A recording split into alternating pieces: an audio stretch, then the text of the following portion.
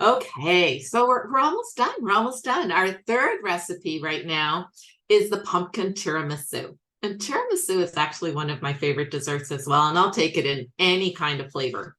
So this delectable recipe is using yogurt instead of the traditional mascarpone cheese and adding the pumpkin puree to so both the yogurt and the pumpkin puree added to the tiramisu ups the nutrient and fiber content considerably. And like we said earlier about the egg dish, you can have it any time of day. Same goes for this. I know we think of it as a dessert, but what a lovely little breakfast dish that you could have, or even a snack in the middle of the day or before going to bed. Yes, absolutely. So yes, like Daniela mentioned, we're doing pumpkin tiramisu. I know this is not the classic, okay? So, you send, your hate mail, your tiramisu, fan mail somewhere else. We're making a version of it. You can call it something else, but I think we're still following some of the staples of the recipe, which I love. And again, tiramisu, like the translation means, pick me up, right? Or pick it up. So we're still getting a lot of that in here. The essence of the coffee, I think that's probably where it comes from. And we're using that. But we're changing it up a little bit. So we are using yogurt as the base. So instead of the mascarpone, which would be traditionally used, we're using a yogurt, a nice thick, this is a skyr yogurt. You can use Greek yogurt, nice plain yogurt. It'll really hold up well. You can definitely use the mascarpone instead.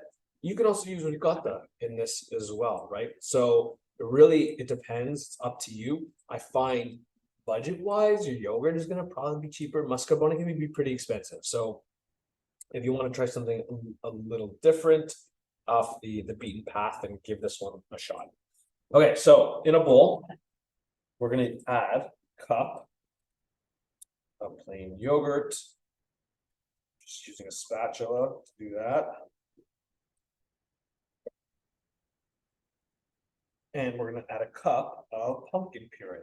You'll probably start to see a lot more of this.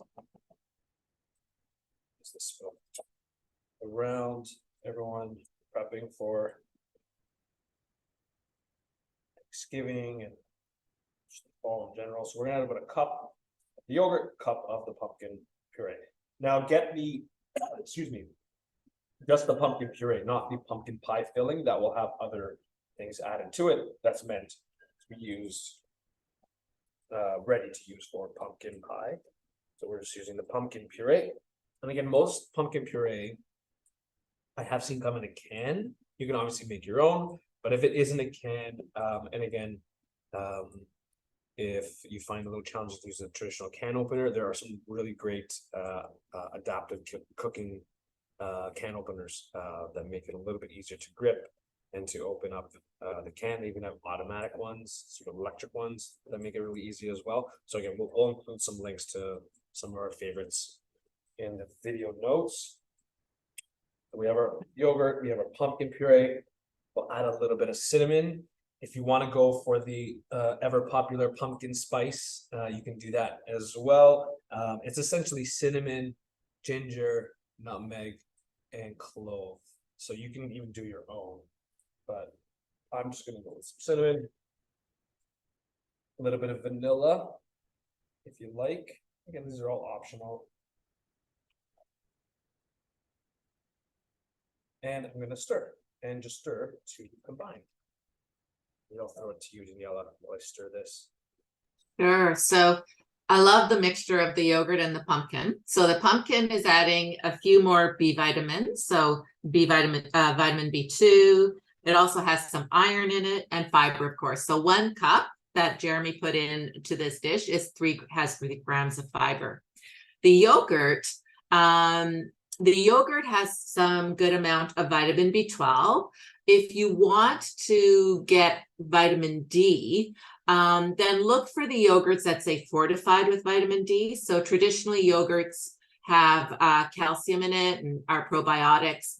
They and the B12, but they don't have a lot of vitamin D, but they are fortifying it now. So look for that. And yeah.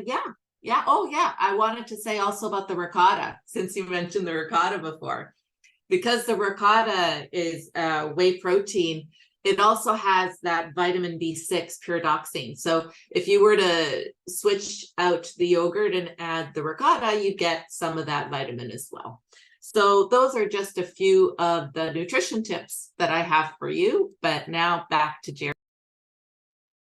Wonderful, thank you. So yes, we have our little mixture. This is our little sort of custard mixture, not necessarily custard, but our creamy mixture to go in between the layers with the yogurt and the pumpkin and the flavors. And then we're essentially ready to assemble. So what I like to do is get my other ingredients ready.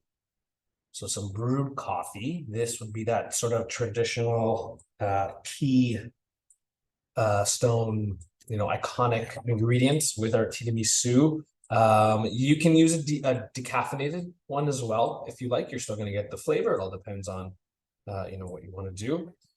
And our biscuits, traditionally it would be ladyfingers. The grocery store did not have ladyfingers, so we're going to pivot. We're making this even less traditional than we already were.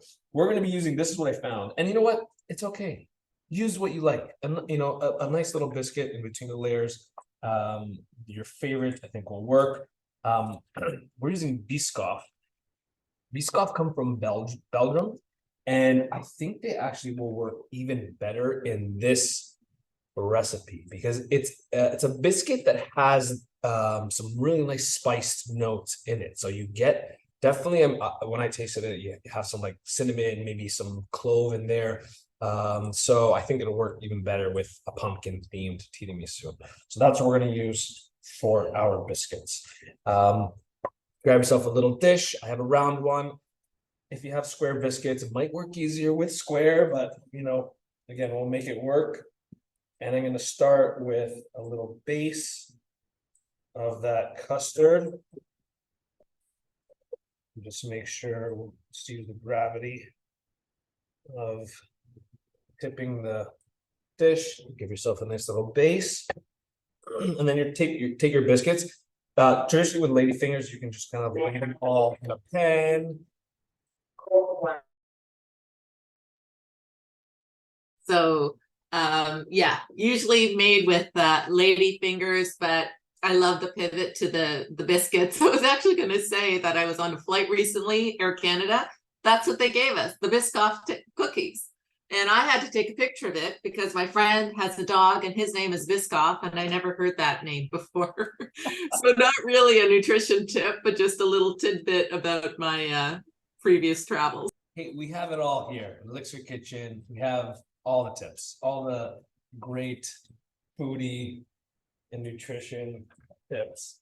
All right, so we have the custard base. The one thing actually I did forget to mention is to sweeten it up a little bit. You can add a little bit of maple syrup. You can add a little bit of honey. I actually forgot I didn't add it in, but that's okay. You know what? I'll add a little bit for the next layer.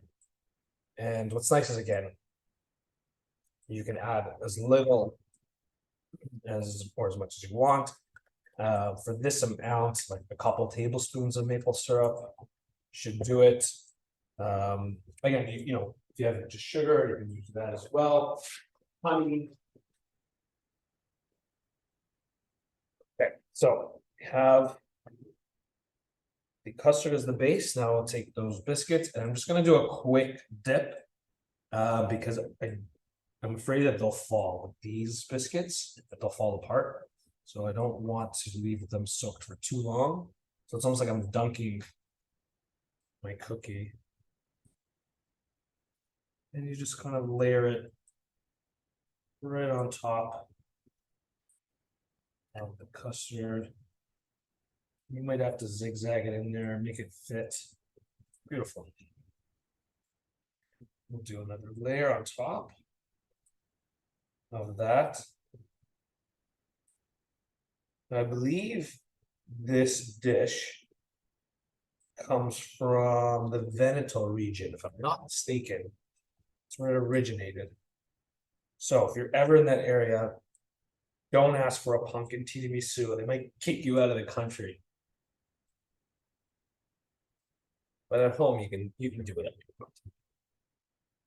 All right, another layer, and then we'll go with another layer of Biscoff biscuits. And I think, again, coffee and pumpkin together, I think is a wonderful pairing. So it only makes sense that they dance together in this dish. Well, pumpkin spice lattes, I've heard 20 years. They've been around for 20 years. So I guess it's a great mix. There you go. That's another, I guess, divisive thing these days. Yes, there was a big controversy about that on one of the programs I was watching today. All right, and then we'll do our last little layer of